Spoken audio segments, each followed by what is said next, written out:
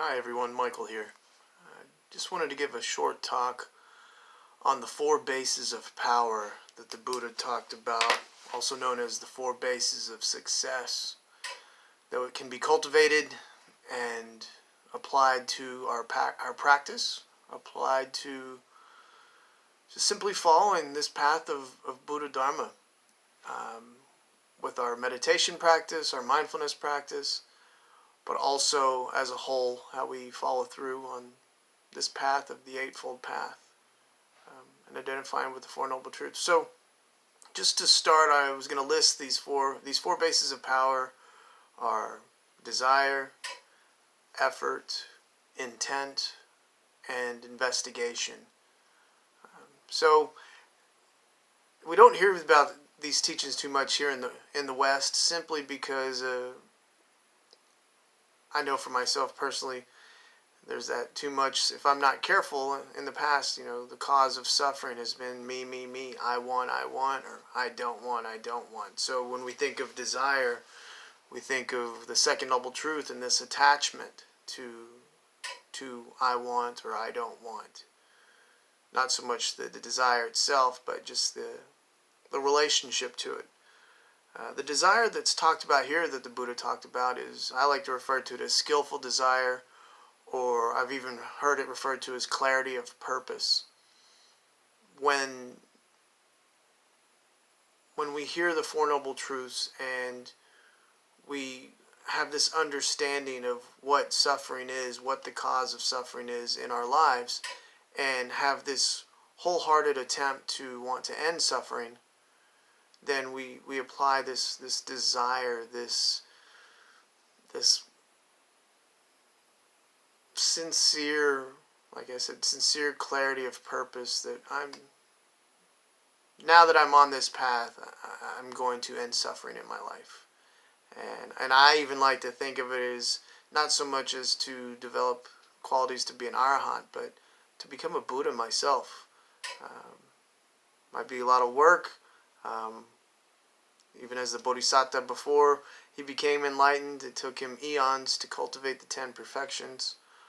But with these four qualities of effort, I can put into my practice on a daily basis, moment-to-moment basis, so that I can watch what's happening right now, here in the present, and cultivate a heart of freedom, heart of liberation, heart of joy. But I wanted to start with a short reading on these four bases of power. And it starts, this is out of The Wings of Awakening, some translations from Thanissaro Bhikkhu, or Ajahn Jeff, also as he's known as. And this is a section that says analysis on these four bases of power. And it says, these four bases of power, when developed and pursued, are of great fruit and great benefit. And how are the four bases of power developed and pursued so as to be of great fruit and great benefit? There is the case where a monk develops the base of power endowed with concentration founded on desire. This is the desire that we talked about, this sincere understanding of my path to end suffering, this clarity of purpose. And so it says, concentration founded on desire and the fabrications of exertion, thinking, this desire of mine will neither be overly sluggish nor overly active, neither inwardly restricted nor outwardly scattered. He keeps perceiving what is in front and behind, so that what is in front is the same as what is behind. What is behind is the same as what is in front. What is below is the same as what is above, and what is above is the same as what is below. Night is the same as day. Day is the same as night. By means of an awareness, thus open and unhampered, he develops a brightened mind. So essentially, whether it's day or night, up or down, no matter what, moment to moment, remembering my clarity of purpose, remembering my true, sincere desire to end suffering in my life. And so then it goes on to the next one, which is persistence or effort, skillful effort. He develops a base of power endowed with concentration founded on persistence. And then it goes on the same day, night, up, down, in all directions. Moment to moment, I remember my effort. If I have this desire, my commitment to this path, my commitment to attaining this liberation drives my effort, drives me to have this skillful effort. The effort, when I think of right effort in the Eightfold Path, to abandon unwholesome states of mind, unwholesome behaviors, and to refrain from having unwholesome ones, start up, to begin. And then also to cultivate wholesome thoughts and behaviors that already exist, and then to help cultivate new wholesome behaviors. So I want to stop new ones from arising. I want to stop the unwholesome ones that are happening, and then I want to cultivate the skillful ones that are happening, and continue to cultivate new skillful effort, new skillful states of mind, thoughts, behaviors, actions. This is what skillful effort is. But like it just said here, day, night, up, down, left, right. Almost sounds like a dance song. Point is, moment to moment, I got to remember, one, my clarity of purpose, my desire, my intention to end suffering in my life. And that commitment drives my effort, my skillful effort to remember to just be mindful of each moment of how I'm showing up. When I'm sitting on my mat, I make the effort to sit on my cushion. And then I make the effort, once I get off the cushion, to carry this into my daily life, moment to moment. Then the next one, concentration founded on intent. What is my intention? To have a wholehearted intention, a kind, sincere intention with discernment and loving kindness towards myself. So yes, I have this desire, this drive to end suffering. I put forth the effort, but then also my intention to do so with discernment and loving kindness.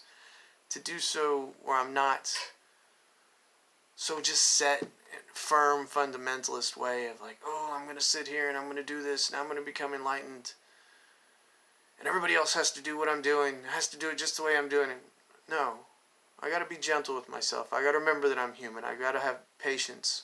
I've got to take time with my practice. Remember, I'm not perfect. Remember that I'm human. It goes back to the effort. I'm going to keep putting forth the effort no matter how I show up each day. I'm going to do my best to show up to the best of my ability and then continue to do better. But to remember my intent is also to live a life of kindness and compassion, and to apply that to myself as well as to others. When I can start doing that for myself, I can have that patience and tolerance and love for others as well. Remembering that we're all in this boat together. Then the next one, concentration founded on discrimination. Discrimination, or another way to look at it, is investigation. To just keep my eyes open, to bear witness to what is happening in each moment, day and night, up, down, left, right, in all directions. What's in front of me, what's behind me, just as it says here, to simply, with a sense of curiosity, to simply observe and bear witness to what's happening moment to moment. So I put forth this effort from my desire and my clarity of purpose to end suffering. I put forth the effort. I do so with kindness and compassion, but also to keep my eyes open, to watch and observe and say, see what arises and see what appears in this mind. See how suffering arises and how I can learn how to let it go, how I can learn to keep it from arising. But to do so again when it does, oh, there it is. Okay, no, let's not do this anymore. I don't have to get back on this ride again if I don't want to. To learn to have to be able to have that patience and determination and kindness and just knowing that, there is going to be fruit that comes out of my effort. There is going to be a wholehearted joy, this cultivation of overall joy and mindfulness for myself, and then also being able to share this wholehearted effort, desire, love for the Dharma, but not holding on to it with attachment, but holding on lightly and letting go gracefully. I can practice these. I don't have to be forceful and I don't have to be too lazy. Almost like finding the spot between comfort and effort. I find just that right spot. Just like when the Buddha talks about meditation and the guitar string. Not too tight, not too loose. But simply being with what is, one foot in front of the other, with my eyes open, an open heart, open mind. And just staying present. Anyway, that's all I've got. Thank you for your time. I hope that all of you are well. May all beings be free from suffering and the causes of suffering. May we be free from fear and the causes of fear. May we all be free from grief and the causes of grief. May we all continue to find a true happiness of heart, true joy, true freedom.